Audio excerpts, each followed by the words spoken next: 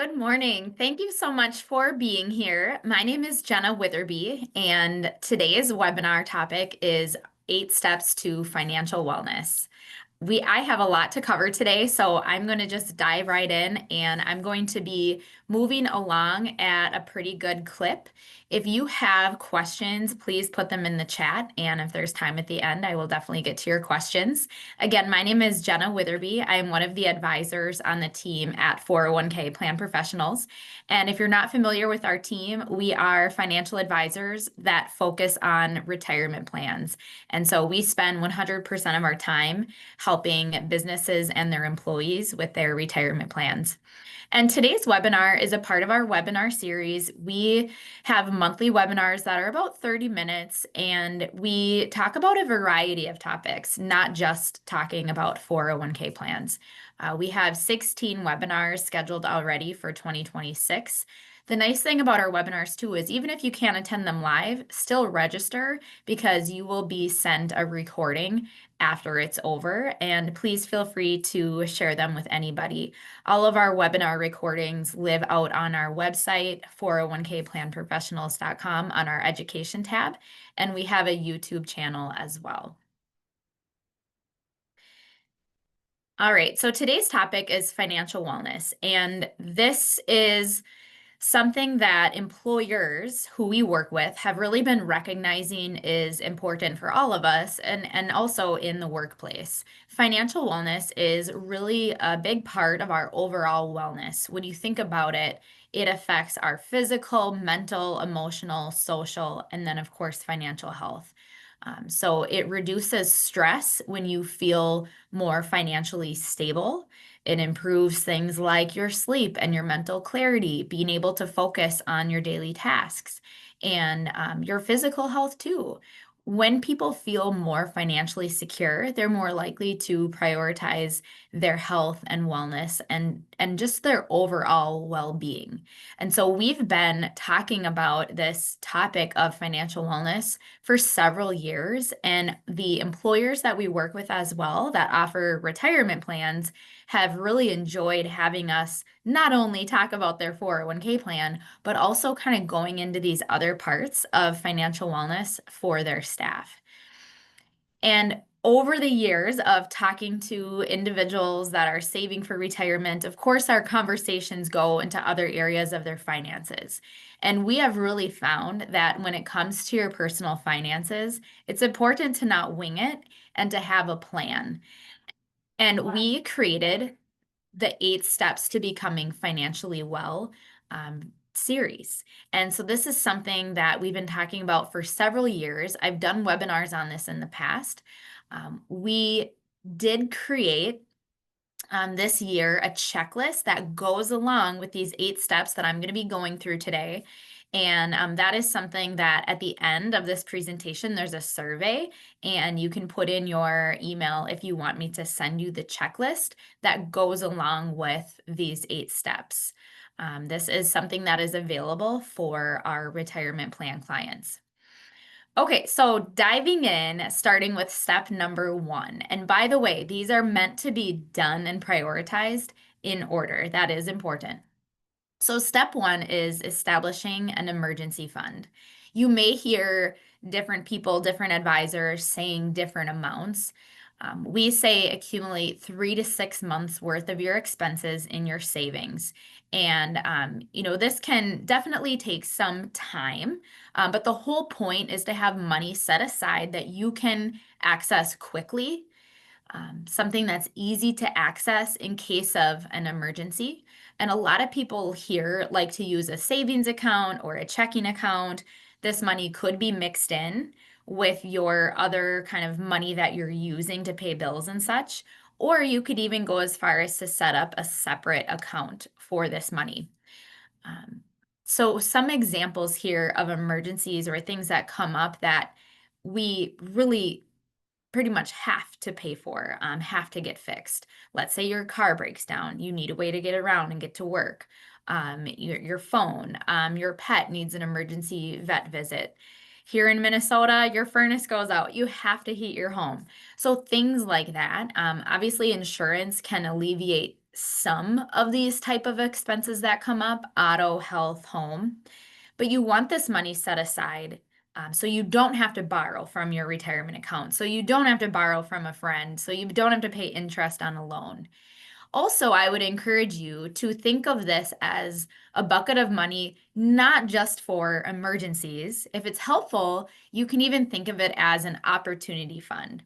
So it doesn't have to be all doomsday expenses here. Even just think of fun things that you want to do. Your friend asks you to go on a weekend trip or go out to dinner. You want to maybe be able to not say no and do some of these things. So, how do we build this up? I would say most people find that automatic transfers are ideal and kind of help them with putting this money aside without thinking about it. So, you can set up maybe from your employer to your bank account or your at wherever you bank. Maybe you can move money every month from your checking to this savings. Again, some like to create a separate account for this money. Really, you need to just find out what works best for you. All right, once you have a good handle on that, it's important in step number 2 to set a goal to save at least 5% through your employer-sponsored retirement plan. If your employer offers a match, you really want to be saving enough to get that full company match. Not all employers have a match. A lot do, but some offer more of just a straight profit sharing contribution. Some don't have any employer contributions at all. But a good rule of thumb is just start saving something. Start around 5%. You'll eventually build in another step to saving 10 to 15%. If you do not have an employer-sponsored retirement plan available to you, there's other types of retirement savings accounts like a simple IRA, SEP IRA, traditional IRA, and Roth IRA. Um, Lots of these plans also offer the option to save with pre-tax and or after-tax dollars. Most retirement plans also have investment options called mutual funds. And that's a lot of what we do, right? So we're working day in and day out with participants in 401k plans, helping them get started saving, deciding how much they're going to save, and then decide how they're going to invest their money. And two main factors to consider when selecting your investments are age and risk tolerance. A little more about mutual funds and how they work. Mutual funds are a pool of many different company stocks all in one portfolio. So you can't typically invest in individual stocks in a retirement account. Some let you, but it's pretty rare. With mutual funds, they're pooled, so maybe 50, 100, 200 different stocks in one portfolio. They're professionally managed, and they each have a specific investment objective. So they're investing in specific sizes or types of company stocks. And the nice thing with mutual funds is you have a lot of diversification. What happens if something detrimental happens to one stock in your portfolio? You're not going to feel that as much as if you're saving in just that one company stock. So with diversification, you can really reduce your risk. All right, so you've got the emergency fund, you're saving something through your 401k plan. Next, I want to talk about understanding credit, and this will lead into the next step, which is paying down debt. So let's think about credit for a moment. Is this a valuable tool for you? Is it kind of a slippery slope? Does it get you in trouble? Think about what words or feelings you associate with the word credit. Um, Sometimes people overspend when it comes to credit cards. Sometimes people don't have an emergency fund, so they're having to put emergency expenses or things that come up on a credit card. Um, think about the advantages and disadvantages when it comes to credit. The advantages with credit, think of credit cards. It's safer, I suppose, than cash. It is useful in emergencies. In today's day and age, it is convenient for buying online, over the phone. And the nice thing is that responsible use of credit does build your credit history. But disadvantages are sometimes, oftentimes, I think using credit to buy things can lead to overspending. You may pay extra for use of borrowed money, right? When there's interest rates and sometimes really high interest rates built in there. And then irresponsible use of it can damage your credit score. So there are 5 C's of credit, and this is just to kind of give you a behind the scenes on what lenders are using to determine how much credit to extend to you.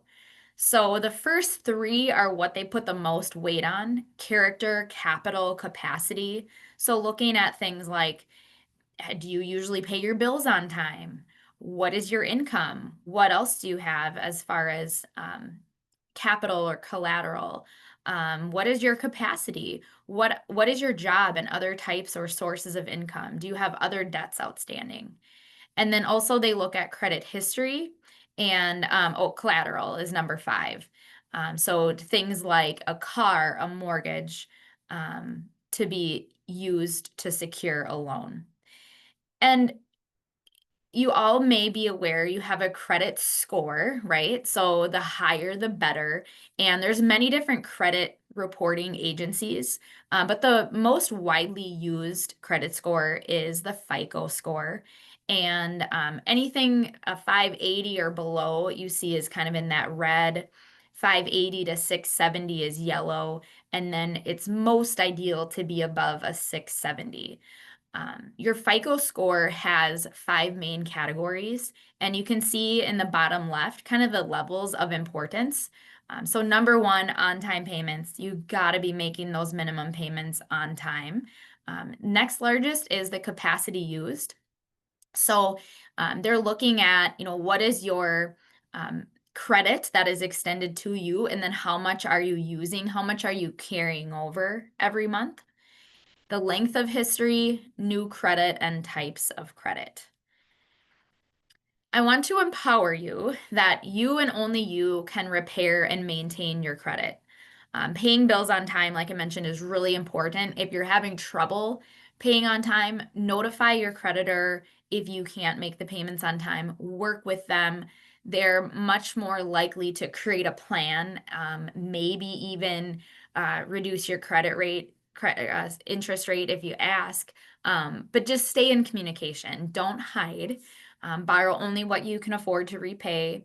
If you ever have any missing credit cards, notify your creditor right away. I think that kind of goes without saying, but just be really mindful of that nobody gets your information or gets access to your cards. There's a lot of spam nowadays. Never give out your credit card number or personal information out over the phone if they're calling you. Only give it out if you're the one that's initiating the phone call and you know where you're calling. And just be careful about documents that have any sort of account numbers and personal information on there that you don't want anybody to get a hold of. Okay, so this leads us into step number 4, which is paying down non-deductible debt by creating a budget. So we truly believe that debt weighs you down. Debt is really that big thing that keeps you from doing all the other things in your financial life that you maybe want to or should. So here I'm not talking about a mortgage, I'm talking about credit cards, car loans, and student loan debt. Student loan debt is kind of a gray area because some student loan interest is tax deductible. So I'd say mainly here we're talking about credit cards and car payments. Now, in order to attack this debt, we need to create a budget so we can find some extra money to use towards the debt. The other thing is creating an additional stream of income or increasing your income stream right now. But when it comes to budgeting, there's a lot of different ways to do it. You can go really simple with pen and paper. You can go really fancy with different apps and tools and paid plans. But really, at its core, the initial starting point of a budget is two columns. What's my income coming in the door, and what are my expenses going out? And even just the simple pen on paper practice, simply doing that sometimes can uncover some areas where you can cut back on expenses. Maybe looking at those non-necessities, and maybe it's not for forever, but for at least a temporary period of time, you really need to buckle down and attack that debt. If your expenses exceed your income, obviously you've got a math problem there, but don't panic. Find the cause, adjust that non-essential spending, and like I said, we can use that to really attack the debt. So the first step in paying down your debt is just writing everything down. In today's day and age, we've got all these logins and apps and sites and statements, and maybe you don't even get many things in the mail anymore. So just track everything down, figure out where everything's at, write it down. What's my balance? What's the interest rate? My minimum monthly payments, and then the time it takes to pay it off. I'm going to give you a couple common approaches to attacking the debt. One is called the lowest balance approach. And if you've heard of Dave Ramsey, who is pretty well known in the financial wellness world, he has written books, he has a podcast, radio show, he has a lot of great tools for budgeting. He has coined this term, the snowball effect. So I'll teach you that one. And then also the highest interest rate approach. So let's just say we've got 5 different debts, and I've got the balance and the interest rate shown here. Now, if you're doing the lowest balance approach, you would list them, just like the name says, from lowest to highest. So always make your minimum monthly payments on time, always, always, always. But with any extra money you can find through the process of budgeting, you are going to attack the lowest balance debt first. So the smallest one first. So here you're kind of ignoring the interest rate, because the whole point with this approach is that as you whittle through your debts and kind of get rid of the small one, then you can take all the money you were paying on the small one and attack it on the next biggest one. It gives you that sense of accomplishment and kind of that motivation to keep going. So again, making the minimum payment on everything. Debt number 1 here, the smallest, the personal loan, the $2,000 balance, pay as much as you can extra on that one. When it's done, take what you were paying on number 1 and attack it to number 2. The other approach is to be mindful of the interest rate. So it's called the high interest rate approach. And this is where you list them in order from highest interest rate to lowest. So in this example, that personal loan had a 0 interest rate. So you are not prioritizing that one. You're prioritizing, oh my gosh, I've got this $7,000 credit card balance with a 25% interest rate. So same concept though, you're paying the minimum payment on everything. With any extra, you're attacking that first one. Once that's gone, you move to number 2. So we actually, now that we have a worksheet that goes along with our 8 steps to financial wellness, this is a screenshot from it. So this is step 4, of course. We just got done talking about paying down that non-deductible debt.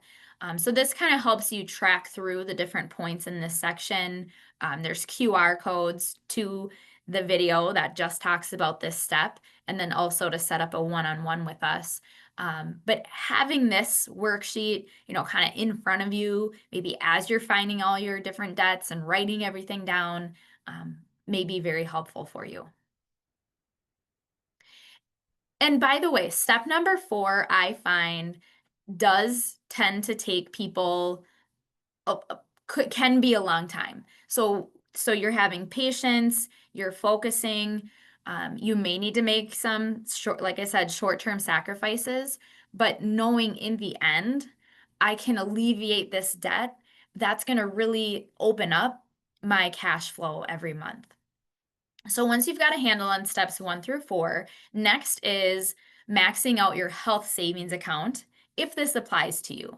So if you are enrolled in a high deductible health insurance plan, you can attach it to an HSA, a health savings account.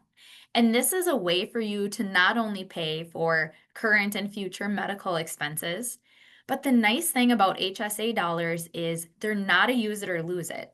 So they'll continue to grow with you. And you can even use HSA funds after age 65 on non-medical expenses. If you use it on non-medical post age 65, there's no penalty. You just have to pay regular income taxes on it. But here's kind of the main premise is if you're enrolled in a high deductible health insurance plan on the right, you have lower monthly premiums. Therefore, you can put your premium savings into this HSA like a piggy bank, to pay for current and future medical expenses. There are limits to what you can save in an HSA. For 2026, if you're enrolled as a single member in a high deductible health insurance plan, your limit is $4,400. If you're on a family plan, the limit is $8,750. Once you're over age 55, you can put in $1,000 more each year called a catch-up. And HSAs are a beautiful kind of account because they have triple tax savings. Contributions are made pre-tax, lowering your overall taxable income. You can earn money tax-free through investments in your HSA. It doesn't just need to sit in cash. And then you can take it out tax-free to pay for qualified medical expenses. And again, after age 65, if you're using it on non-medical, that's okay. You just have to pay regular income taxes on what you take out. So whomever your HSA provider is, this example is Optum, you've got typically a portal, a website, an app that you can log into. You can see your balance, and that is where you would manage the investment piece. Typically, you have to have like $2,000 in your HSA account before you can start investing. 2,500 I've seen as well. But take advantage of it. I think the biggest myth with HSAs is that the money just has to sit in the savings account, not earning anything.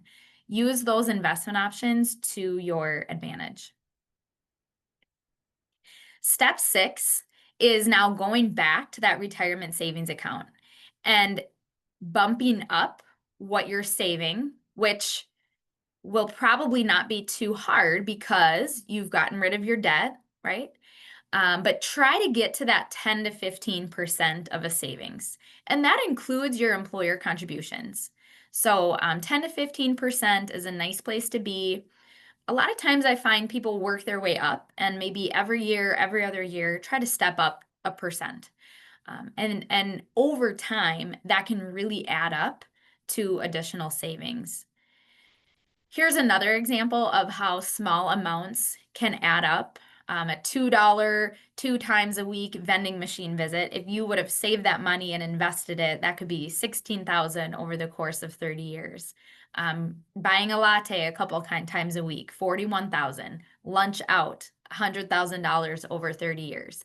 Now, we're not saying don't do anything fun, never buy a coffee, never go out for lunch. But the point is that you want to pay yourself first and make sure you're doing what you need to do for retirement savings, then do those other things.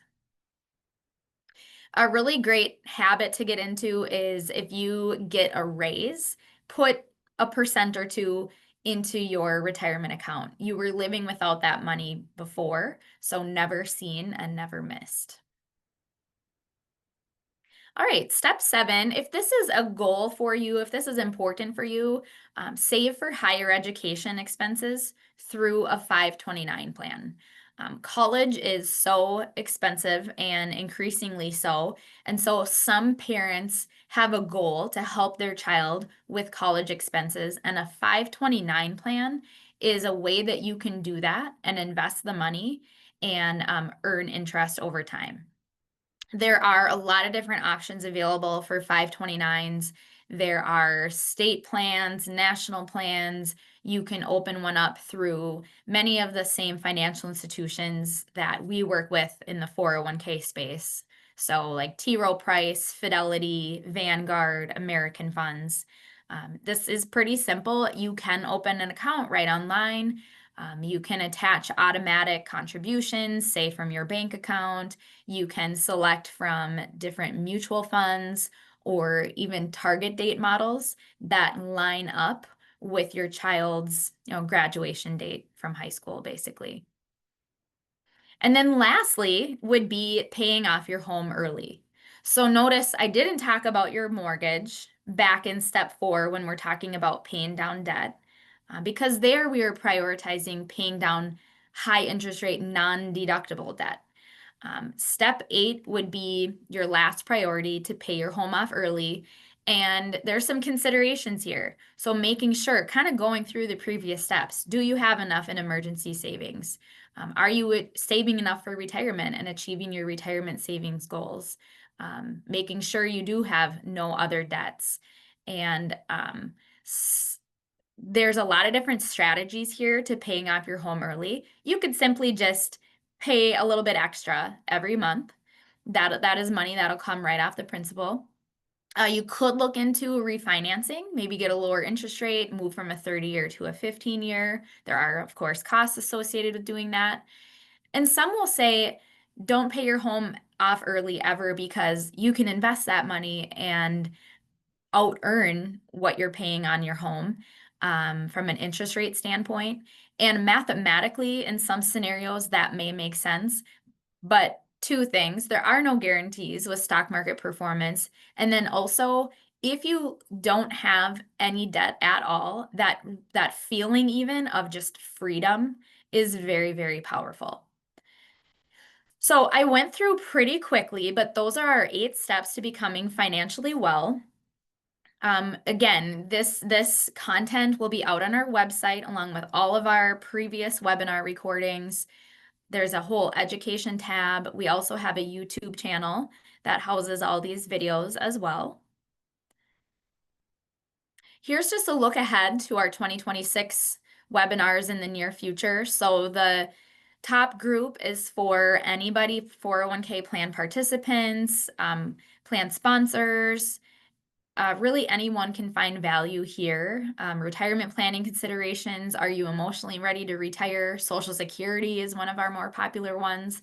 And then the few on the bottom would be a big value add to retirement plan sponsors. So human resources professionals, CFOs, owners, accountants, more on the fiduciary side of things, plan design, fees, cyber wellness. Okay, I'm going to see what questions came through. Someone asked for a copy of the slides. Yep, I'm happy to send those to you. If there's any other questions here, please feel free to put them in the chat. There is a survey when we exit out of here. And so if you don't mind answering that, I'd really appreciate the feedback. Oh, someone asked, what if you don't have an HSA account? What is comparable to step number 5? You can probably just skip that step. And I would say potentially just want to, when we talk about getting to that 10 to 15% of retirement savings, maybe just bulk that up. If you can get to maxing out your employer-sponsored 401k, that's wonderful. Once you do that, you can move to an individual retirement account. If you've maxed out both of those, then you can look at brokerage accounts, kind of taxable investment accounts as well. If you have any surplus money remaining in a 529 account, say the child graduated, what are some tax-free options for its use? Okay, I'm glad you asked about this. So the rule with 529s used to be that it had to be used for qualified higher education expenses. Anything that wasn't, there was a pretty hefty penalty with that. They just changed this rule last year. So once the 529 has been open for at least 15 years, you can actually roll up to 35,000 into a Roth IRA for that child, for their future use on anything. And I'm really happy about that because I feel like it breaks down the barriers of people saving for retirement. Sometimes people would feel like, I don't know what my child's going to do. I don't know if they're going to go to higher education or not. So, ooh, I'm kind of nervous about saving in here. But now that really opens the doors to, hey, eventually they could just use it on anything. All right. Any other questions? Let's see.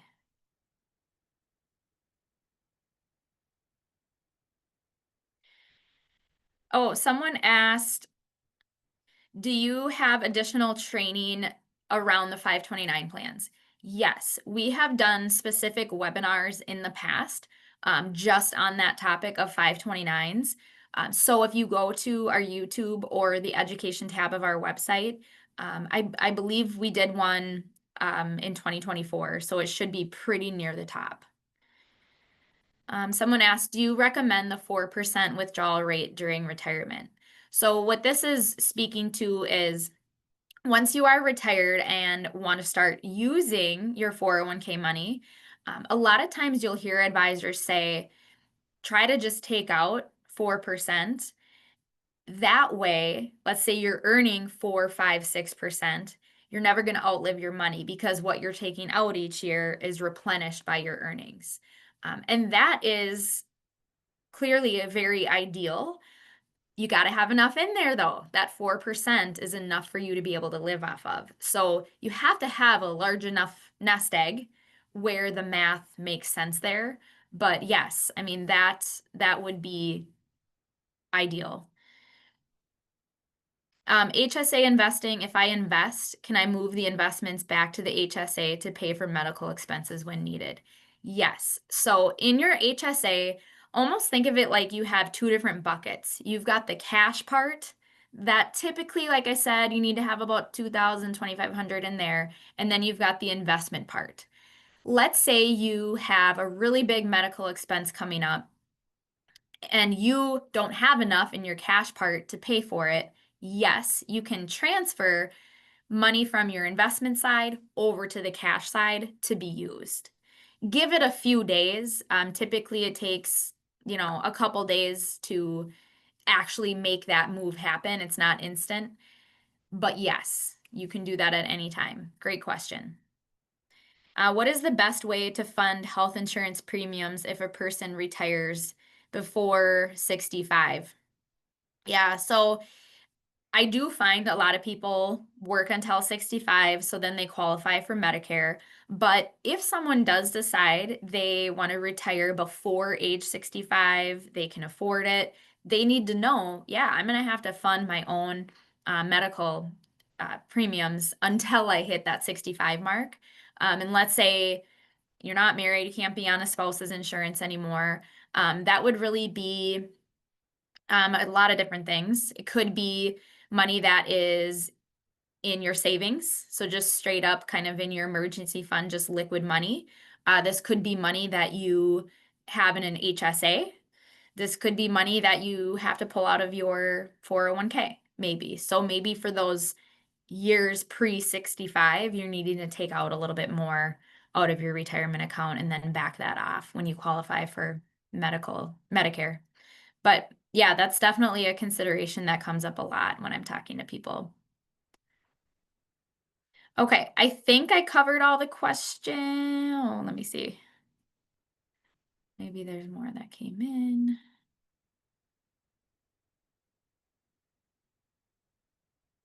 Oh, is the 529 to Roth 35,000 a one time? It is not a one time, but that is the total that you can do from that account. I believe that there's an annual maximum totaling the 35,000. I know we talk about that in our 529 video. But yes, great question.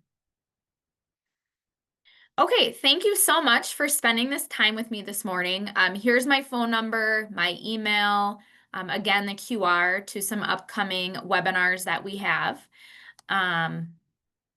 If you have additional questions, feedback, more than happy to chat with you. And again, when you exit out of here, there's going to be a survey. So I would love it if you could answer those questions. Thanks, everybody. Have a great day. Bye-bye.